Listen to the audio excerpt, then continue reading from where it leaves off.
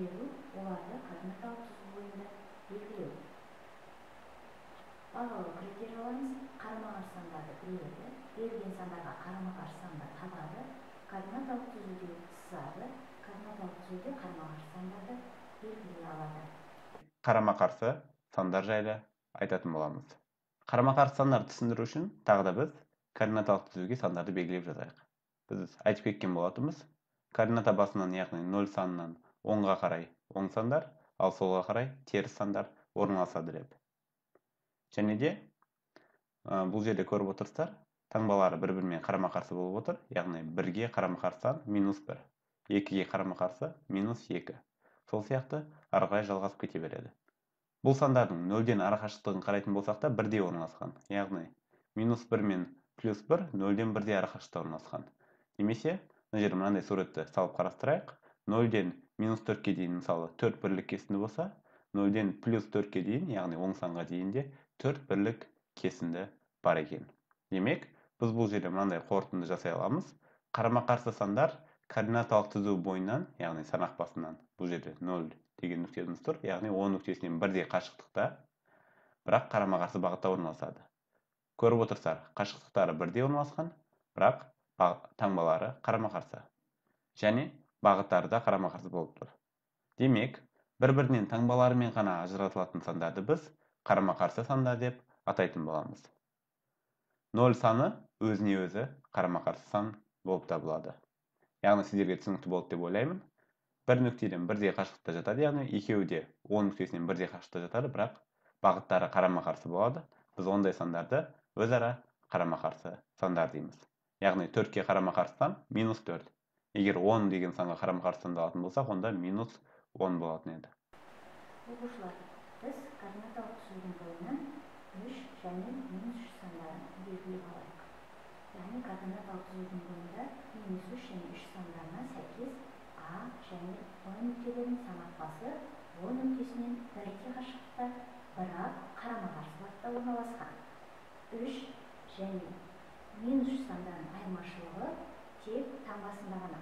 Мұндай сандарды қарама-қарсы сандар деп аталамыз.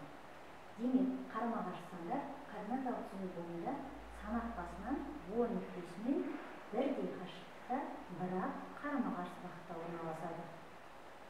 Демек, 0 саны өз-өзіне қарама-қарсы сан. Қарама-қарсы сандар дегенimiz координаталык түзүүнүн боюнда таңбаларымен гана ажыратылатын сандарды қарама-қарсы сандар деп атаймыз. Биринчи тапсырма.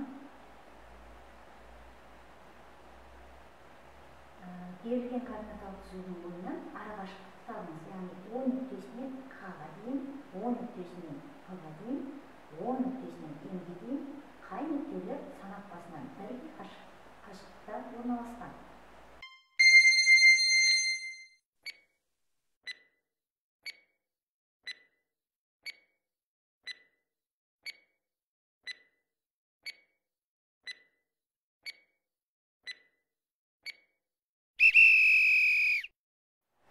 Жарайсыңдар балалар, тапсырманы орындап болған болса, жауаптарыңызды сәйкестендіріп қарайық.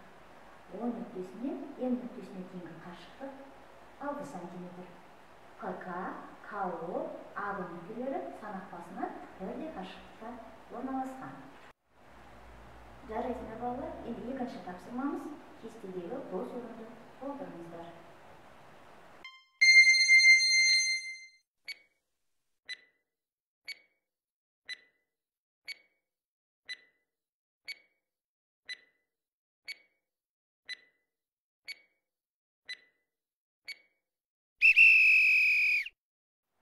Жарайсыңдар балалар, тапсырмаларды орындап болған болсақ, жауаптарымызды сәйкестендіріп қарасақ болады. Енді балалар, үшінші тапсырмамыз координаталык түзүүгө A-5, B-3, C-2, D-4 нүктелері берілген. Координаталар осы нүктелердің координаталарына қарама-қарсы сан болатын E, F, K және L нүктелерін белгілеңіздер.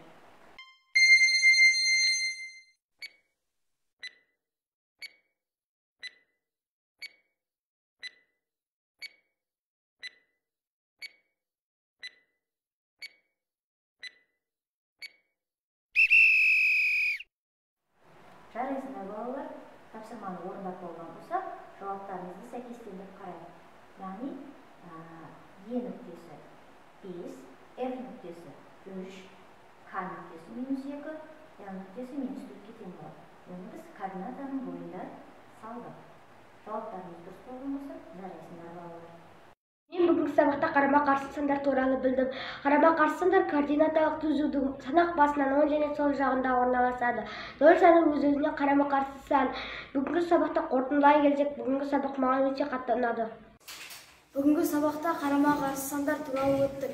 Қарама-қарсы сандар дегеніміз бір-бірінен таңбалар арқылы ажыратылатын сандар. Бүгінгі сабақта менің түсінгенім бір-біріне қарама-қарсы сандар, бір-біріне таңбалармен ғана ажыратылатын сандар қарама-қарсы сандар деп аталады. 0 саны өзіне өзі қарама-қарсы сан. Бүгінгі сабақта мен қарама-қарсы сандарды өттім. Мен қарама-қарсы сандарды толықтай түсіндім. Бір-бірінен таңбалармен ғана ажыратылатын сандарды қарама-қарсы сандар деп атайды. Және 0 саны өзіне өзі қарама-қарсы сан болады. Қарама-қарсы сандар ол алдына минус немесе плюс қойылатын сандар. Бүгінгі сабақ маған ұнады. Жарайсыңдар балалар, тапсырмалардың барлығын орындап болған болса, біз таңбалар ережесімен аяқтағымыз келді.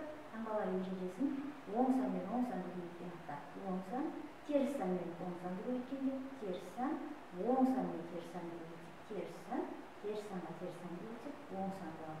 Осы таңбалар ережесін жаттап аламыз. Осымен сабағымыз аяқталды. Сау болыңыздар.